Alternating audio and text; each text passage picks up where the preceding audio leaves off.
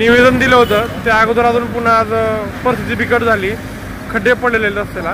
काय सांगाल 7 तारखेला आंदोलन आहे तुमचं? आम्ही या ठिकाणी समस्त धाराशिवकरांच्या वतीनं 30 तारखेला मान्य जिल्हाधिकारी यांना निवेदन दिलं होतं. बार्शीपूर रस्ता जो शहरातून जातो, जो राजमाता जिजाऊ चौक, छत्रपती शिवाजी महाराज चौक ते सांजा, हा रस्ता असताना त्या रस्त्याला अत्यंत खड्डे मोठे पडलेले आहेत.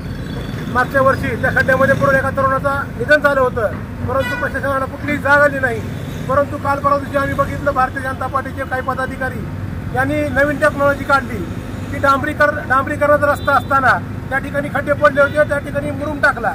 परंतु ते आज मुरुम बघा तुम्ही, पाऊस पडला फक्त 15 मिनिट तर त्या मुरुमाचा अक्षरशः चिखल झाला आहे आणि त्या खड्डे टाकलेला मुरुम पूर्ण निघून गेलेला आहे आणि या ठिकाणी अक्षरशः तळ साचलं होतं. आम्ही प्रशासनाला वारंवार सांगितलंय की या कामाचं उद्घाटन 9 महिन्यापूर्वी भाजप आमदार राणा पाटील यांनी केलं होतं, परंतु अद्याप देखील शहरामध्ये काम चालू झालेलं नाही. आमचं म्हणणं होतं की तात्काळ या शहरामध्ये या ठिकाणी महाविद्यालय, शाळा, हॉस्पिटल आहेत, ट्युशन आहेत, रहिवासी क्षेत्र मोठ्या प्रमाणात आहेत, हजारो नागरिक या ठिकाणी वाहतूक करतात, परंतु त्यांना जीवाची कसरत जीवमुठीत घेऊन त्यांना या ठिकाणी वाहतूक करावी लागते.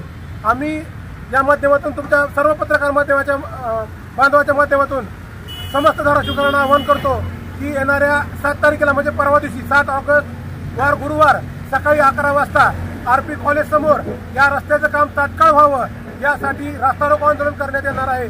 तरी आपण सर्व धाराशिवकर म्हणून या ठिकाणी यावं ही आपल्या सर्वांना नम्र विनंती. महाराष्ट्रातील ताज्या बातम्या पाहण्यासाठी आमच्या YouTube चॅनेलला सबस्क्राईब करा.